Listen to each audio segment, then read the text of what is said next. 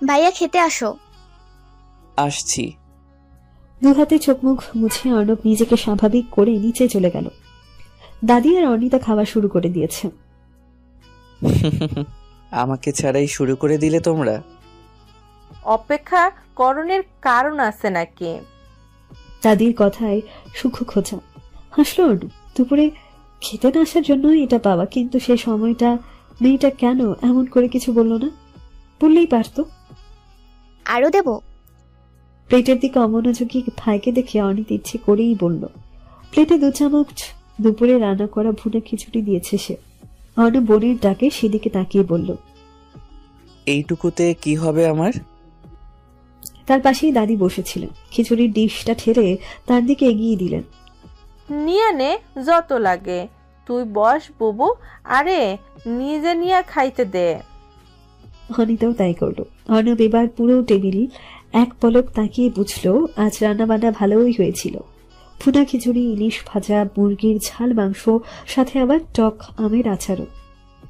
আম তো আজই আনলাম, আজকে আচার বানানো হয়ে গেল? অর্ণবের প্রশ্নে দাদি বিরক্তির চোখে তাকালেন। আজ বারংবার তিনি নাতির দিকে রুষ্ট দৃষ্টি ফেলেছেন, মানে কোনো কারণে ভীষণ রেগেই আছে। অর্ণব তা বুঝতে পেরে জিজ্ঞেস করল, কি করলাম আমি? বৃষ্টিরে নিয়া কই যাবি তুই? মানে? একই সাথে 2 ভাই বোন প্রশ্ন করল। বৃষ্টিকে নিয়ে কোথায় যাওয়ার ছিল মনে করতে পারল না অর্ণব। তোর খালায় বলছে শুক্রবার নাকি ওর মাইয়া বন্ধু বান্ধব নিয়ে চিটাগাং যাইব, লগে তুইও যাবি কেন? আর দুইটা ভাই আছে কি ঘাস কাটতে, তোর কেন যাওন লাগবো? দাদি কোনো এক কারণে বৃষ্টিকে খুব একটা পছন্দ করে না, এ কথা অর্ণিতা অর্ণব দুজনেই জানে। কিন্তু কেন করে না তা আজ ও জানতে পারেনি। আজ বৃষ্টিকে নিয়ে কোথাও যাওয়ার প্ল্যান কে করলো, আর করলোই তো তাকে না জানিয়ে কেন? অর্ণব কিছু বলতে চাইলেও তার আগেই দাদি বলল, তোমার যাওয়া লাগবো না কোনো জায়গায়, আমি রায়নারে না কইরা দিছি। আর শোনো দাদা ভাই, অর্ণিতার এইখানেই রাখো।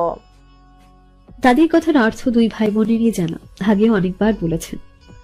আমাগো মাইয়া বড় হইছে, অগো বাড়িতেও বড় বড় পোলা আছে, ভালা দেখায় না ওই বাড়িতে মাইয়ারে রাখা। আমি দেখাশোনা রাখতে পারমু। আরে অর্ণব শোনেনি সে কথা। যতই বলুক দাদি খেয়াল রাখবে, তার মাথা থেকে চিন্তা দূর হবে না। ওখানে খালামণি আছে, বৃষ্টি আছে, আর রিমানও তাকে কেয়ার করে। খালেজা নিজেও বৃষ্টির মতোই অর্ণিতাকে ভালোবাসেন। ভয় হয় না তার অর্ণিকে সেখানে রাখতে। উল্টো মন বলে সে ওখানেই সবচেয়ে নিরাপদ। কথাবার্তার ফাঁকেই খাওয়া শেষ হয়েছে অর্ণবের। সে আবারও ঘরে ঢুকে কাজ নিয়ে বসল। এবার আর মনোযোগে বিঘ্ন ঘটেনি একটাবারও। প্রায় মধ্যরাতে কাজ শেষ হলে ফোনটা হাতে নিল। বিছানা ছেড়ে গা এলিয়ে ফোনের স্ক্রিনে নজর ফেলেই চমকে গেল সে। বৃষ্টির নম্বর থেকে 7টা কল। সময় দেখলো তখন রাত 12:45। কল এসেছে 11টার দিকে। এতক্ষণে নিশ্চয়ই ঘুমিয়ে পড়েছে বৃষ্টি। সকালে উঠে কল করবে বলে ভেবে এবার মেসেজ অপশনে নজর ফেলল। না, ধন্যবাদের বিপরীতে কোনো জবাব দেয়নি মেয়েটা। হয়তো রাগ করেছে, কিন্তু প্রথম ধন্যবাদটা ছিল আমের শরবতের জন্য। বাড়ি আসার পর দাদি শরবত দিয়েছিল, পরেই জানলো নুপুর বানিয়েছে। কিন্তু এখন যে সে মজা করে খিচুড়ির সাথে মুরগির মাংস খেলো, সেটার জন্য আরেকটা ধন্যবাদ প্রাপ্য মেয়েটার। ভাবতে ঠোঁটে হাসির ফোয়ারা। হাজারো বিষাদে আকণ্ঠ ডুবে থাকা ছেলেটা এখন সময় অসময়ে হেসে ওঠে ওই শ্যামকন্যার কাণ্ড কারখানায়। এজন্য হলেও মেয়েটা অনেকগুলো ধন্যবাদ পায়। ভরা বর্ষায় নীরদ ঢাকা আকাশটাতে হুট করে সূর্যের উকি, এই সম্পূর্ণ কৃতিত্ব তো ওই পাগল মেয়েরে। রাতের সময়টা হিসেব রেখে অর্ণব আবারও একটা ধন্যবাদ লিখে মেসেজ করলো। সামান্য একটা মেসেজ টোনে নিশ্চয়ই ঘুমের ব্যাঘাত ঘটবে না তার। ফরসুন্ধিতে মন খারাপের পাহাড় মাথায় নিয়ে বসে আছে রিদওয়ান। রায়না বেগম করুণ চোখে দেখছেন ছেলের মুখখানা। একটু আগেই বাসার সাহেবকে হাসপাতাল থেকে বানিয়ে আনা হয়েছে। কাল রিমান বাড়ি এসে বড্ড স্থিরতার সাথে জানিয়েছিল বাবার অসুস্থতার কথা। রায়না বেগম প্রথমেই উতলা হননি, পরে অবশ্য হাসপাতালে পৌঁছে অসুস্থ স্বামীর চেয়ে বড় ছেলের চেহারা দেখে বেশি ভেঙে পড়েন। রিদওয়ানের চোখ মুখ দেখে মনে হলো তার বাবা অনেক বেশি অসুস্থ, কিংবা হয়তো হার্ট অ্যাটাকই করেছেন। রিমন বাস্তব জ্ঞান সম্পূর্ণ আর খুবই প্র্যাকটিক্যাল সে। ডাক্তারের সাথে কথা বলিয়ে মাকে আশ্বস্ত করেছে বাবার শারীরিক অবস্থা। রাতের দিনের পুরো সময় মাসার সাহেবকে অবজারভেশনে রেখে একটু আগেই বাড়ি আনতে পেরেছেন। এরই মাঝে আত্মীয় স্বজন অনেকেই এসেছেন। অর্ণব খবর পেয়েছিল আজ সকালে, সেও অর্ণিতাকে নিয়ে চলে এসেছিল। তখন সারাদিন অর্ণি এই বাড়িতেই ছিল, আর অর্ণব ছিল রিদওয়ানের পাশে। বয়সে বছর দুয়ের বড় রিদওয়ান সবসময় অর্ণবের জন্য ছিল বন্ধু।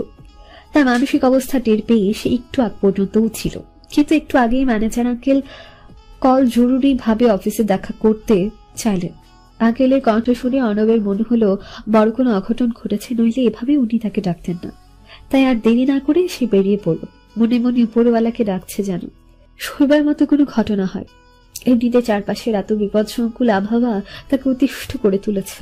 আজকাল এমনিতে মনে হয় বোনটাকে দ্রুত একটা নিরাপদ হাতে দিতে পারলে কোথাও হারিয়ে যেত সে।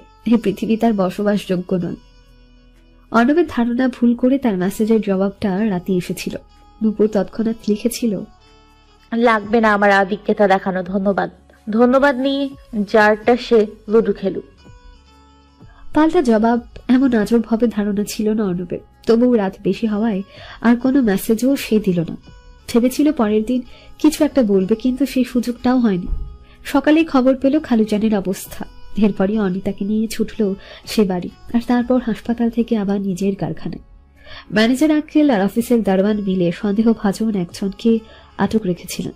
কয়েকদিন ধরে অর্ণবকে কেউ ফলো করে এই ব্যাপারে তাদের বলেছিল অর্ণব, কিন্তু তারা যে গাঁজাখোর থাকলেও সন্দেহে আটকে রাখবে তা কি জানত?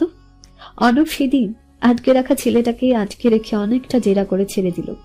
সে যেমন দেখেছিল ফলোকারীকে, এই ছেলের সাথে তার মিল নেই। সামনাসামনি না দেখলেও মোটামুটি কাছ থেকেই দেখেছিল লোকটা বয়সে তার চেয়েও বড়, আর স্বাস্থ্যের দিক থেকেও কিছুটা পেটানো শরীর।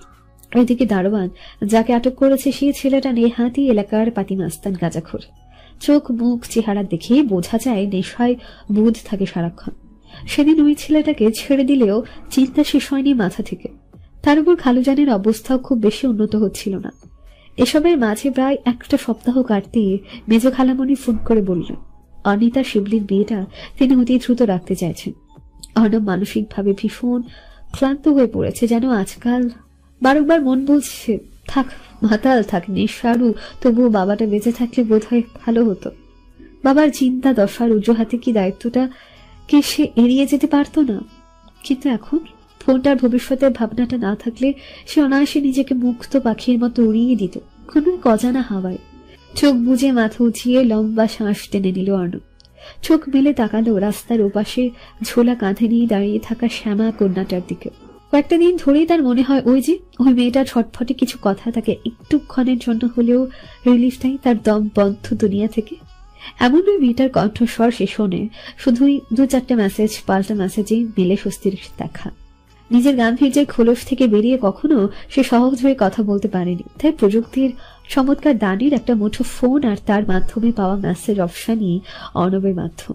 এর বাইরে যা করে তা হলো মনের অজান্তে সে গত 4 দিন ধরে ঠিক গোধূলির অগ্নে এই সেখানটায় দাঁড়ায়, কপাল কুঁচকে চোয়াল শক্ত করে শুধু মিনিট কয়েক দেখে রাস্তার ওপাশের মেয়েটাকে, তারপরে আবার ফিরে যায় নিজ গন্তব্যে।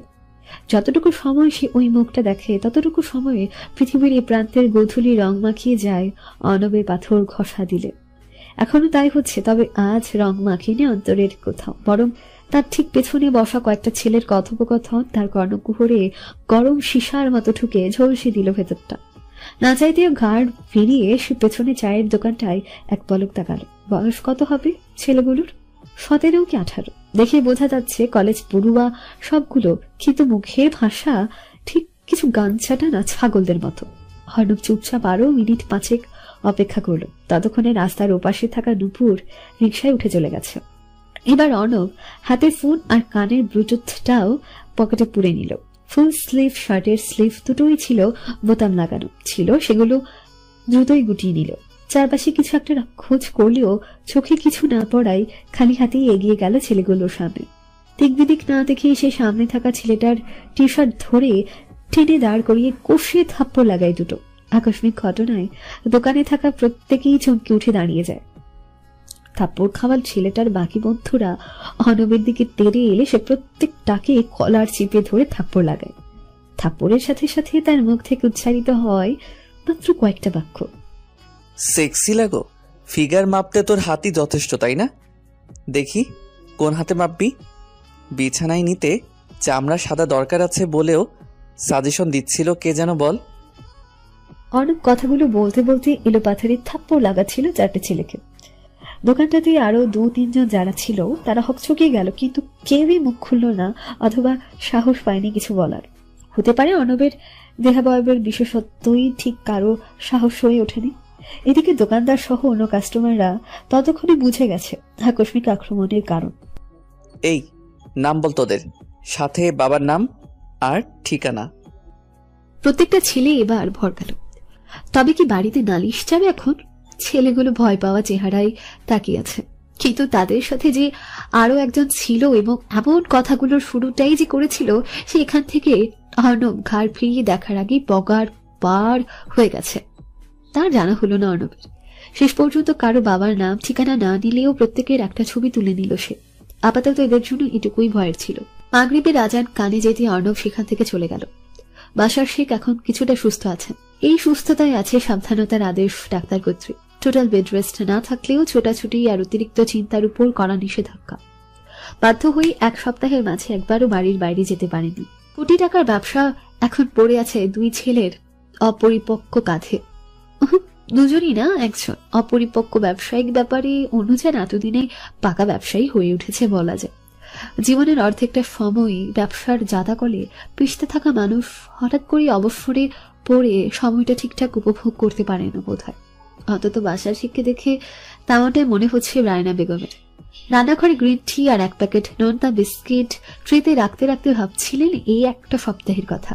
মানুষটা বোধহয় আচরণ একটু নরম হচ্ছে। গত সপ্তাহেও যে মানুষটা তাকে রুক্ষ স্বরে ডাকতেন, নিজের প্রয়োজনগুলোতে আদেশ করতেন, সে মানুষটা হাসপাতাল থেকে আসার পর থেকে নরম হয়ে কথা বলেন। কিছু প্রয়োজন পড়লে সরাসরি আদেশ নয়, বরং আবদার অথবা আল্লাদে বলেন। আর তাই রায়না বেগম এখন মনে মনে গুছিয়ে নিলেন বড় ছেলে সম্পর্কিত কিছু কথা, যা খুব শিগগিরই বাসার শেখের সামনে পেশ করবেন। তিনি ঘুণাক্ষরেও টের পেলেন না তার ভাবনার সুতো অচিরে অগ্নিস্ফুলিঙ্গ লেগে সবটা ঝলসে যেতে পারে। আজ বিকেলটা ঘরে বসে কাটাতে চাচ্ছিলেন না বাসার শেখ, তাই মেয়েকে ডেকে বললেন বাইরে যাবেন। বৃষ্টিও তৎক্ষণাৎ আব্বুকে হাত ধরে নিয়ে এলো বাগানের দিকটায়। অনিতাও আজ এ সময় একদমই ফ্রি থাকায় সেও যুক্ত হলো খালুজান আর বৃষ্টি আপুর সাথে। 3 জনে বসে কথা বলছিল বাগানের গাছপালা আর ফুল ফল নিয়ে। ঠিক তখনই রায়না বেগম এলেন চা নিয়ে, সাথে বাসার শিখের মোবাইলটা নিয়ে। আপনি কি একটু কথা বলতে পারবেন? রায়না বেগম কথাটা বলে ফোনটা বাড়িয়ে দিলেন স্বামীর দিকে। কার কল? শিবলির বাবা। শিবলির বাবা। কথাটা শুনতে অনিতার হৃৎপিণ্ডের রক্ত ছুলকে উঠল যেন। মনে মনে যতই চাইছে মাথা থেকে বিয়ে আর শিবলিকে সরিয়ে রাখতে, ততই যেন সময়টা এগিয়েছিল যা চাই সেদিকে। বাসার শেখ স্ত্রীর হাত থেকে ফোন নিয়ে ধীরে ধীরে কথা বললেন ভাইয়ের সাথে। স্বল্প বাক্যে কথা শেষ করে বললেন এই সপ্তাহেই তারা আক্ত করতে চাইছেন। অর্ণবকে জানানোর আগে বাসার শেখকে অনিতার অভিভাবক মনে করেন তারা, আর তাই প্রথমে বাসার সাহেবের কাছে রাখলেন প্রস্তাব। বাসার শেখ সম্মতি দিয়ে দিয়েছেন। অর্ণি পাশে বসেই খালুজানের কথা শুনেছে, বুঝেও নিয়েছে কি হতে চলেছে শিগগিরই। না চাইতেও তার বিষণ্ণতার ঘটাতে এক ঝাঁক কষ্ট আবারও এসে জমা হলো। খুব বেশি কিছু তো চায় না তার, শুধুই একটা স্বপ্ন ডাক্তার হওয়া। জীবনটা কি তাকে সেই সুযোগটা দেবে না? খালামণি, খালুজান কিংবা বৃষ্টি আপুর সামনে নিজের অনুভূতি স্পষ্ট না হয়ে যায়, সে ভয়ে বসা থেকে উঠে গেল অনিতা। চোখের চশমাটা এতক্ষণ সাপসা চোখে বৃষ্টি ভেজা জানলার শাঁসির মতো ঘোলা লাগছে তার। দ্রুত পায়ে বাড়ির ভেতর ঢুকে অশ্রুকণাদের মুক্ত করে দিল। চশমা খুলে আঙুল ছুঁয়ে চোখটা মুছতেই দেখতে পেল সামনে রিতওয়ান ভাই। চশমা চোখে দিল আবারও। সে কি ভুল দেখছে? না, চশমা চোখে দিতে সামনে মানুষটার মুখ স্পষ্ট হয়ে উঠল তার দৃষ্টি সীমানায়। রিতওয়ান এক দৃষ্টিতে তাকিয়ে আছে অর্ণিতার দিকে। হলদে ফর্সা মুখের ভরাট গাল দুটোই নোনা জলের সরু রেখা ঠোঁট দুটো কুচকে আছে। মুহূর্তে রিদওয়ান আনমনে আঙুলে ছুঁয়ে আলতো করে মুছে দিল অর্ণিতা ডান গালটা, আর ঠিক তখনই ছিটকে সরে গেল অর্ণিতা। এতে বুঝি হুঁশ ফিরল রিদওয়ানের। কি করতে যাচ্ছিল সে? অনিতার মুখের দিকে আবার তাকিয়ে কয়েক সেকেন্ডের মধ্যে উল্টো ঘুরে দ্রুত পায়ে উঠে গেল দোতলায়। অনিতা খেয়াল করেছিল রিদওয়ান ভাইয়ের সাদা শার্টের ইন খোলা একপাশ, কলার উপর লাল টাইটা আলগা হয়ে আছে। থুতনির দিকে কিছুটা লাল রং নাকি রক্ত ছিল। এবার টনক নড়ল যেন অনেক। রিদওয়ান ভাই কি মারামারি করেছে কারো সাথে? শার্টের কলারের ঠিক নিচে একটু ছেঁড়াও ছিল বোধহয়। অনি চটপটে হয়ে কখনোই কিছু করতে পারে না, এখনো পারল না। খুব ধীরে সে দোতলায় উঠে রিদওয়ানের দরজার সামনে গিয়ে দাঁড়ালো। দরজার পর্দা ছড়ানো, কিন্তু দরজার কপাট খোলাই আছে। অনি ইতস্তত করছিল ভেতরে ঢুকে কিছু জিজ্ঞেস করবে কি করবে না, তখনই কানে এলো রিদওয়ানের কথা। হ্যাঁ মেরেছি। ওর সাহস কি করে হয় এমন ডবল গেম খেলার? রিদওয়ান এটুকু বলেই থামলো। হয়তো উবাসের ব্যক্তিটা কিছু বলেছে। মুহূর্তেই আবার রিদওয়ানের গলা। খুন করিনি সেই তো তার ভাগ্য। সকল প্রমাণ আমার হাতে থাকার পর ও ভণ্ডামি করছিল। ওর যে কলেজা খুলে হাতে নিইনি সেই তো অনেক। বড় ভাই মাই ফুট।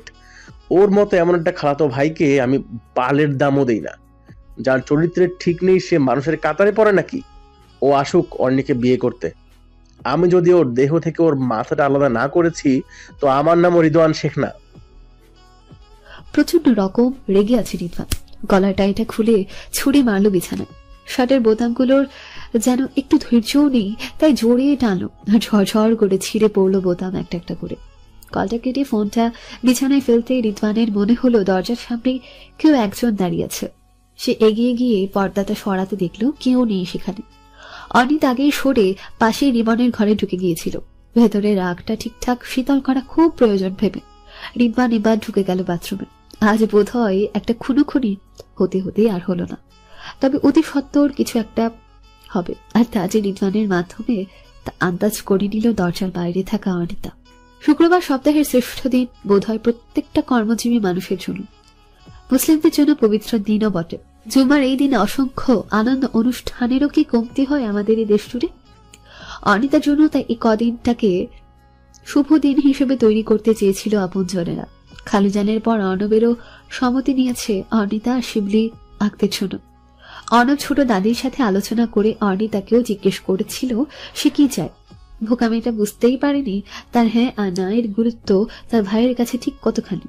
তাই তো দ্বিধায় ডুবে বলেছিল, তোমাদের যা ভালো মনে হয় ভাইয়া তাই করো। অর্ণবের মন তখনও মানছিল না অর্ণিতার আগ্রহটা এত দ্রুত করার। তবু সে ছোট দাদি আর বড় খালামণির চুক্তি মাথায় রেখে ঠিক এক সপ্তাহে সব আয়োজন করে ফেলল। ছোট দাদি আর খালামণির এক কথা, শুভ কাজে দেরি করা অশুভ লক্ষণ। তখনও কেউ জানত না অর্ণিতার ক্ষেত্রে তাড়াতাড়ি করাটাই অশুভ হবে। বাসার শিখে শরীরের অবস্থা যথেষ্ট ভালো এখন। নিজের বাড়িতেই তিনি আয়োজন করতে চেয়েছিলেন। অর্ণব বা ছোট দাদি কেউই রাজি হলো না। অর্ণব নিজে খালামণির হাত ধরেছিল দিন তিনেক আগে। আকুল আবেদন এর গলায় বলেছিল, অনেক করেছো খালামণি তুমি। মাথার উপর ছায়া আমাদের তুমি।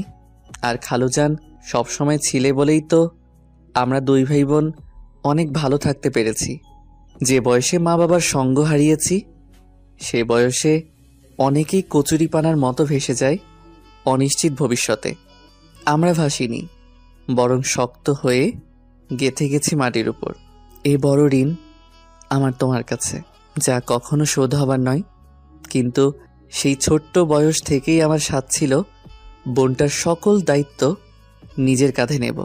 পারিনি অনেকটা, কিন্তু এখন সুযোগ এসেছে আমাকে এইটুকু দায়িত্ব পালন করতে দাও। নিজ বাড়ি থেকে অনিতার বিদায়ের আয়োজন করতে চাই। রায়না বেগম বাসার সাহেব দুজনেই মেনে নিয়েছিলেন সে কথা। আর তাই আজকে চৌধুরী বাড়ি সেজে উঠেছে নতুন কনের মতো। ধুমধামে আঁকতে হবে না বলেও কাছের আত্মীয়ই হয়ে গেল জনা 50 শেখ। অর্ণবের দোতলা বাড়ির ছাদে শামিয়ানার চারপাশে দিনের বেলায়ও জ্বলছে সাদা আর সোনালি আলো। আগ থাওয়ার কথা ছিল সন্ধ্যায়, তাই তো মেহমান সব উপস্থিত হয়েছে গোধূলি লগ্নে। নানার বাড়ির আত্মীয় বলতে শুধু বড় খালা মনির পরিবারটাই আছেন। মেজ খালামণি তো এসেছিলেন পাত্রপক্ষ হয়ে, এছাড়া আর কাউকে দাওয়াত করেনি অর্ণব।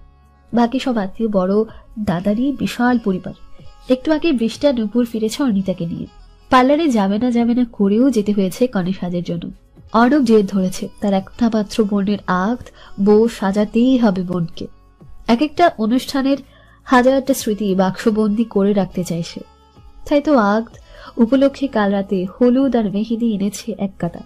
অর্ণিয়ার বৃষ্টিকে বলেছিল, তোরা তোদের সব বান্ধবীদের দাওয়াত কর, খাওয়া দাওয়ার থেকে যা যা লাগে সবটাই দেব আমি। বৃষ্টি সেই খুশিতে তার 3-4 বান্ধবী আর 2 বন্ধু দাওয়াত করেছে। রিমন করেছে তার 2 বন্ধু আর অনিতা করেছিল তার একমাত্র বান্ধবী নুপুরকে। হলুদ আসার অনুমতি পায়নি নূপুর, তবে আজ ঠিকই সুযোগ দিয়েছে তার বাবা।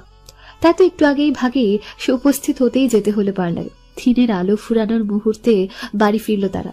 অর্ণব নিচে আঙিনায় দাঁড়িয়ে তদারকি করছিল বাবুর্চির কাজকর্মে। ঠিক সে সময় প্রধান গেট পেরিয়ে ভেতরে ঢুকল নববধূ সাজে শুভ্রকন্যা। সাদার গোলাপের মিশ্রণে জামদানি গায়ে বউ সেজে আছে অনিতা। বোনের দিকে কয়েক পলক তাকিয়ে বুকের ভেতর কেমন ফাঁকা ফাঁকা লাগলো। অনিতা ছোট বোনটার আজ বিয়ে হয়ে যাবে। আপন বলতে তার তো একটাই মানুষ এই ভুবনে। যতই দাদা দাদি খালু খালা থাক না কেন, বাবা মা হীন এ জগতে তারা দুটো ভাই বোনই 102 গিট। চোখের দুকোণ ঝাপসা হয়ে গেল অর্ণবের। জল ঝরানোর সময় নয় এখন ভেবে চোখ ফেললো অনিতার পাশের কন্যাটার দিকে। বৃষ্টিও সেজেছে খুব মেরুন রঙা লেহেঙ্গার সাথে গাজরাময় খোপায়। ভালো লাগছে দেখতে তাকে। এবার অর্ণবের দৃষ্টি আপনাতেই খুঁজলো তৃতীয় কন্যাটাকে। মেয়েটা তো তাদের সাথে গিয়েছিল, সে কি ফেরেনি? কপালের মধ্যে ভাগে সৃষ্টি হলো কুঞ্চন রেখা। ভাবনায় চলল শ্যামাকন্যার ক্ষণিক তাণ্ডব, আর তারপরে মেয়েটা এসে উপস্থিত হলো দৃষ্টির দোরগড়ায়। ওই তো দেখা যাচ্ছে এক হাত গালের পাশের এক গাছি চুল কানের পেছনে গুজতে গুজতে এসে দাঁড়ালো বাড়ির আঙিনায়। অর্ণবের হঠাৎ মনে হলো ওখানে এক এক টুকরো আকাশ দাঁড়িয়েছে। আকাশ রঙা কামিজের শুভ্র ওড়না, খোলা চুলের একপাশে লাগানো সাদা ফুল। হৃৎস্পন্দনের অস্বাভাবিকতা টের পেল অর্ণব। কোথাও বুঝি ধরাক ধরাক করে আওয়াজ তৈরি হলো। হয়েছে তো, অর্ণবের বুকের ভেতরেই হচ্ছে এই আওয়াজ। ওই মেয়েটা নির্ঘাত কোনো জাদু করি, নয়তো এমন হবে কেন? মেয়েটার কথা মনে হলেই কেমন এক ভরা ভরা অনুভূতি হয় অন্তরে। আপনাতেই মন বলে আপনের ঘরে নতুন করে এই মেয়েটা যুক্ত হচ্ছে তার জীবনে। আজ যেন তা আরো স্পষ্ট হয়ে উঠল। অর্ণিতাকে নিয়ে বৃষ্টি আগেই পৌঁছে গেছে দোতলায়। নূপুর গাড়ি থেকে অর্ণিতার বৃষ্টির কাপড়ের ব্যাগটা নিতে গিয়ে দেরি হলো ভেতরে ঢুকতে। সেবার সদর দরজায় পা দিতে শুনতে পেল অর্ণবের ডাক। শোনো। অর্ণবের ডাক চৈত্রের খরায় এক পশলা বৃষ্টির মতো শোনাল নূপুরের কানে। গত 3টা দিন ধরে সে অপেক্ষায় ছিল এই মানুষটার একটা রিপ্লাইয়ের, কিন্তু পায়নি সে রিপ্লাই। আর তাই তো ভেবেছিল আসবে না অর্ণিতার রাখতে। শেষ পর্যন্ত নিজের সিদ্ধান্তে অটল থাকতে পারেনি। কিন্তু তাই বলে কি সে লোকটার ডাকে জবাব দেবে? একদমই না। নূপুর থামলো কয়েক সেকেন্ডের জন্য, তবে ফিরে তাকালো না। যখন দেখলো মিনিট পেরিয়েও অর্ণব কিচ্ছু বলছে না, তখন সে আবারও পা বাড়ালো সামনে। আচ্ছা সরি। জি। ফিরে তাকালো নূপুর এবার। এক হাতে তার কাপড়ের ব্যাগ, অন্য হাতে ওনার এক পাশ গুটিয়ে ধরেছে। অর্ণব গম্ভীর মুখটাকে আরো গম্ভীর করে বলল, সেদিন খুব ব্যস্ত ছিলাম, তাই রিপ্লাই করতে পারিনি। আচ্ছা। ভাবলেশীন জবাব দিয়ে নূপুর আবার পা বাড়াতে অর্ণব অধৈর্য গলায় বলে উঠল, আসলে ইচ্ছে করেই। ইগনোর করেছেন স্বাভাবিক। অর্ণবের পছন্দ হলো না নূপুরের আগ বাড়িয়ে দেওয়া জবাব। এটুকুনি মেয়ে, অথচ তেজ দেখো। কিন্তু তারও কেন এত কৈফিয়ত দিতে হচ্ছে? নিজের উপরে রাগ হলো তার। নূপুর চলে গেল। অর্ণব অবাক হয়ে দেখলো সে প্রস্থান। ভাবতে লাগলো সে কেন এমন স্বকীয়তা হারিয়ে ফেলেছে। চলন্ত সিগারেটটা অ্যাশট্রেতে চেপে ধরে দাঁতে দাঁত চাপল রিদওয়ান। খুনে গুনে 37 নম্বর কলটা এবার ধরবে বলে মনস্থির করল। সেই সাথে গুছিয়ে নিল এক জীবনের সবচেয়ে নিকৃষ্ট কিছু কথা, যে কথা কখনো মা কিংবা মায়ের বয়সীদের বলা যায় না। ময়না খালামণি সেই দুপুর থেকে একের পর এক কল করেই যাচ্ছেন। অর্ণিতার আক্তের খবরটা তিনি জেনেছেন রিদওয়ানের কাছ থেকে। ফলস্বরূপ এখন তিনি ঘন্টার পর ঘন্টা রিদওয়ানকেই জ্বালাচ্ছেন। কারো কল ধরে দুটো কথার জবাব দেওয়ার মতন মন এখন তার একটুও নেই। সে ভোরে বাড়ি থেকে বেরিয়ে গিয়েছিল সে গাড়ি নিয়ে। পরনে ছিল সাদা শার্ট, কালো প্যান্ট আর গলায় ছিল কালো টাই। সাজটা তার অফিসারদের মতো থাকলেও সে অফিসের ধারে কাছেও যায়নি। ছুটির দিনে তার ছুটিই ছিল, কিন্তু বাবার কাছে বলল আজ ওভারটাইম করতে চায়, তাও আবার কারখানা শ্রমিকদের সাথে। বাউন্ডুরি ছেলের মতিগতি বাসার সে কখনোই ঠিকঠাক বুঝে ওঠেননি। তবু ভাবলেন পাগলকে একটু ছাড় দিলে সমস্যা নেই। রায়না বেগম অবশ্য ছেলের মানসিক অবস্থা অনেকটাই অবগত হওয়ায় তরল মনে দোয়া করতে লাগলেন ছেলেটা যেন কোনো ভুল না করে। মায়ের দোয়া কবুল হলো। রিদওয়ান বাড়ির বাইরে কোনো কিছুই করেনি। এমনকি বাবাকে বলল কারখানায় যাবে, সেখানেও যায়নি। ঘন্টার পর ঘন্টা বসেছিল রমনায়, একা একা এক মনে বসেছিল মাটিতে পা ছড়িয়ে। দুপুরের পর আবার ফিরে এলো বাড়িতে। তখন পুরো বাড়ি শুনশান, আগের রাতে বৃষ্টি। রিমান চলে গিয়েছিল অর্ণবদের বাড়িতে। সকালে নাস্তার পর বাবা মাও চলে গেছেন। বাড়িতে দারোয়ান আর কাজের দুজন মহিলাই ছিল উপস্থিত। সন্ধ্যের আগে রিদওয়ানকে বাড়িতে ফিরতে দেখে একজন এসে জিজ্ঞেস করলেন, রিদন বাবা কিছু লাগবো? রিদওয়ান ছোট্ট করে জবাব দিল। না খালা। সে চলে গেল নিজের ঘরে। এরপর আর ঘর থেকে বের হয়নি এক সেকেন্ডের জন্য। একের পর এক সিগারেটের ধোঁয়া উড়িয়ে নিজেকে নিয়ে ভাবছিল সে। আজ কতগুলো বছর হলো সে ওই পুচকে অনিটাকে ভালোবাসে। এমন জানি সে খবর। অনির ওই হলদেটে মুখখানার চশমার আড়ালে থাকা ভ্রমর কালো চোখ দুটো রিদওয়ান হারিয়েছিল আজ থেকে প্রায় 5 বছর আগে। তিলে তিলে অনুভূতির মেঘ জমে এখন বৃষ্টি হয়ে ঝরতে চাইছে তার চোখে। আর ঠিক তখন থেকেই অর্ণব, অর্ণিতা জন্মদাত্রী একের পর এক কল করে যাচ্ছে রিদওয়ানকে। প্রথম 3-4টে কল সে কেটে দেওয়ার পরও খালামণির লাগাতার কল আসতেই থাকলো। এতে মেজাজ ছলসে উঠল তার। আর তাই তো এখন ঠিক করে নিল কিছু বিশ্রী কথা। কেন এতবার কল দিচ্ছ বলো তো? মেয়ের বিয়ের খোঁজ নিতে? এত যদি ছেলের মেয়ের চিন্তা হয়, তাদের কথা মনে পড়ে, তবে কেন গিয়েছিল অন্য পুরুষের কাছে? এতটুকু বলে রিদওয়ান থেমে গেল। তার যেন মাত্র হুঁশ ফিরল সে কি বলেছে সব। নিজের অপারগতা আড়াল করতে গিয়ে খালামণিকে কথা শোনাচ্ছে। হ্যাঁ, তাই হবে। নিজের চারপাশে হঠাৎ অক্সিজেনের কমতে অনুভব করলো সে। অনেকে আক্ত হয়ে গেছে এতক্ষণে। ফোনের ওপাশ থেকে ফোপানোর আওয়াজ পেল রিদওয়ান। আর সহ্য হলো না তার। কিছু একটা করতে হবে। এভাবে বসে থেকে অর্ণিতাকে হারিয়ে ফেললে সে যে নিজেই বাঁচতে পারবে না। কল কেটে দ্রুত আঙ্গুল চালিয়ে ডায়াল করলো একটা নাম্বার। কলটা রিসিভ হতেই সে বলে দিল, যে কয়টা আইডি দিব সে কয়টা আইডি আর যে কয়টা ফোন নম্বর দিব সে কয়টাতে কল দিবি। যেভাবে বলেছিলাম ঠিক সেভাবেই বলবি। আর হ্যাঁ, ভিডিওটা যেন সোশ্যাল নেটওয়ার্কে ভুল করেও না আসে। কথাটা শেষ করেই রিদওয়ান বসা থেকে উঠে দাঁড়ালো। তার তর্জনী আর মধ্যমায় এখনো জ্বলছে আরো একটা সিগারেট। ঠোঁটের ভাঁজে ফুটে উঠল ক্রুর হাসি, আর কপাল থেকে সরে গেল ভয়ের ছাপ। এশারের আজানের পূর্বে সারবে বিয়েটা, তাই অর্ণব গেল মেজ খালামণির সামনে। সে মাগরিবের পরপরই এসেছে বরপক্ষ, অথচ বর আসেনি। শিবলির নাকি কি জরুরি একটা কাজ পড়ায় সে আসতে পারেনি। একটু পরে ফিরবে সে। সায়নার এমন কথা একদমই পছন্দ হলো না ছোট দাদি আর বড় দাদার। অর্ণবদের বংশে মুরব্বী বলতে এখন এনারাই তো আছে। তাই অর্ণব ও দাদা দাদির কথা শুনে খালামণিকে জোর দিল শিবলিকে বলার জন্য তাড়াতাড়ি আসতে। এরই মাঝে বেজে উঠল অর্ণবের ফোনখানা। চাঁদ ভর্তি মেহমান থাকায় সে ফোনটা নিয়ে নেমে এলো দোতলায়। রিসিভ করতে কেবল একজন বলে উঠল, হোয়াটসঅ্যাপে ভিডিও চেক করুন। কথাটা বলে কলটা কেটে দিল ওপাশের মানুষটা। আকস্মিক এমন এক কথায় অর্ণব হকচকিয়ে গেল। কিছু সময় পর ধাতস্থ হলো কি বলল ফোনের ওপাশ থেকে কেউ একজন। কিন্তু কে ছিল? সন্দিগ্ধ মন নিয়ে সে অনলাইন হলেও ঠিক বোধগম্য হলো না কোথায় কি চেক করবে। এর ঠিক মিনিট 2 পরেই তার হোয়াটসঅ্যাপে এসে জমা হলো কিছু ছবি আর ভিডিও। ছবিগুলো দেখে ভিডিও অন করতেই তার চোয়াল শক্ত হলো। মুহূর্তেই যেন সারা শরীরের রক্ত টকবগিয়ে ফুটতে থাকলো। ভরা মজলিসে শিবলির উপস্থিতি হলো চমকপ্রদ। না, ঠিক তাও নয়, বিষয়ভীভূত হওয়ার মতো উপস্থিতি ছিল তার, অথবা বলা যায় চরম রহস্যজনক। পথিমধ্যে গাড়ি দুর্ঘটনায় পড়েনি সে, তবুও হাত ভাঙা, কপাল কাটা আর পায়ের গোড়ালিতে ছিলে যাওয়া চামড়ার রক্তাক্ত অংশ নিয়ে এসেছিল সে রাত 10টার পরে। এসেছিল সে অর্ণব রিদওয়ানের কাঁধে ভর দিয়ে। নতুন দুলহা হাত পায়ে সফেদ ব্যান্ডেজে পুড়ে এসে দাঁড়ায় বিয়ের আসরে। ছাদ জুড়ে প্রতিটা মেহমানের চক্ষু জড়ক গাছ বরের বেহাল দশা দেখে। অর্ণবের ফোনে যে ভিডিও এসেছিল তা দেখা মাত্রই তার পায়ের রক্ত মাথায় চড়ল। বাড়ি ভর্তি মানুষের দিকে এক পলক নজর ফেলতেই তার মনে হলো এই জলসা, এই আয়োজন সব বৃথা। অনিতার ভাগ্য এত খারাপ কিছুতেই হতে পারে না। তার পদ্মকোমল অনিতা থাকবে সদা সূর্যের আলোর মতো ছকছকে। তার জীবনে কোনো দুশ্চরিত্র পুরুষের জায়গা নিয়ে অন্তত তার ভাইয়ের দেহে যতদিন প্রাণ আছে ততদিন। 1.5 মুহূর্ত দেরি না করে বের হয়ে খোঁজ নেয় শিবলির লোকেশন। ভাগ্যিস লোকটা ফোনটা চালু রেখেছিল, নইলে কোথায় পেত সেই মুহূর্ত অর্ণব।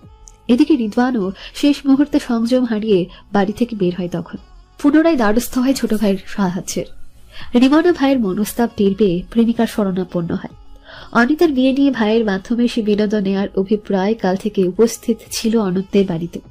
কিন্তু ভাই তার অ্যাকশন মুভি হিরো হতে চাইলেও ভরা মজলিসে থাকে ছুপা রুস্তম, আর তাই তো তিনি নিজ বাড়িতে বসে সময় গুনছিল কোনো পদক্ষেপ নেবার। শেষ মুহূর্তে আবারও তাকে উত্ত্যক্ত করলো শিবলি ভাই কোথায় আছে জানার জন্য। নাজনীনকে হতে হলো রিমানের হেল্পার। রিমানের কথা মতো মেয়েটা কল দিল তার কাজিনকে, এনিয়ে বিনিয়ে জেনে নিল শিবলি ভাই কোথায় আছে। তার প্রেমিক মানুষটা একটু দেখা করতে চায়, কথা বলতে চায়। রূপা সরল মনে শিবলিকে ফোন করে জেনে নেয় লোকেশন। সেই লোকেশন পৌঁছায় রিদওয়ান অবধি। গুলশানের আশপাশে এক রেস্তোরাঁয় বসেছিল শিবলি, তার সাথে ছিল তারই এক বন্ধু। পশ এলাকা, বেশ নিরিবিলি রেস্তোরাঁ, গা ঢাকা দেওয়ার জন্য বোধহয় উপযুক্ত স্থানে সেটা, তবুও শিবলির জন্য তা ছিল বিপজ্জনক আর ভয়ঙ্কর স্থান। অর্ণব সেখানে পৌঁছতে দিক বিদিক ভুলে ঘুষি মেরে বসেছিল শিবলির নাক বরাবর। আকস্মিক আক্রমণ বুঝে ওঠার আগে এসে পৌঁছায় রিদওয়ান। সময়, কাল, স্থান তারও মাথায় ছিল না, শুধুই ছিল শিবলিকে রক্তাক্ত করা। আর তাই তো মুহূর্তে এলোপাথারি আঘাত চলল শিবলির উপর। মিনিট 10 মাঝে লেগে গেল চরম হুলস্থুল কাণ্ড, যা রেস্তোরাঁয় থাকা প্রত্যেকটা মানুষকে ভীত করে তুলল। আর এমনটা হওয়ারই কথা, বিশেষভাবে বলতে হয় অর্ণবের মুখাবয়বে অর্ধেকটা সংশয় তৈরি করেছিল। লম্বা চওড়া, সুঠাম দেহে গম্ভীর গাঢ় চাহনি, খুরদার চোয়ালের শক্ত ভাব, আর তার চিচিয়ে বলা কথার সাথে তাল মেলানো আঘাত প্রত্যেকটা মানুষের দৃষ্টি আকর্ষণ করলো গভীরভাবে। রেস্তোরাঁর অনার শিবলিরই খুব কাছের বন্ধু ছিল, তবুও সে ব্যবসায়ের দুর্নাম এড়াতে পুলিশে খবর দেয়নি। নিজে এগিয়ে এসেছিল কিছু স্টাফ সহ রিদওয়ান অর্ণবকে থামাতে।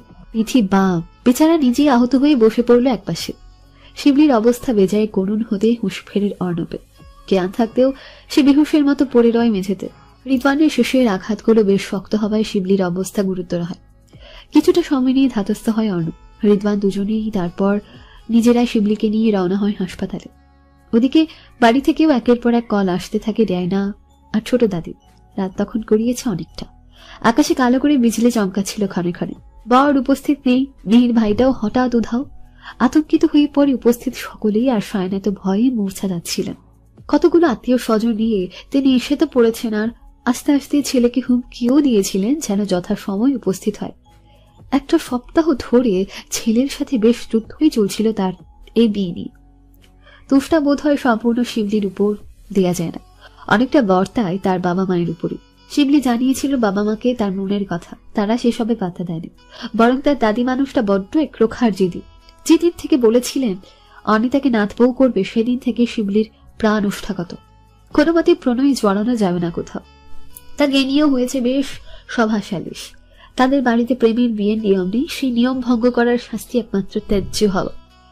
শিবলি প্রফেশনে প্রতিষ্ঠিত হলেও দিন শেষে মাথার ছাদ তার বাপ দাদার বাড়িটায়।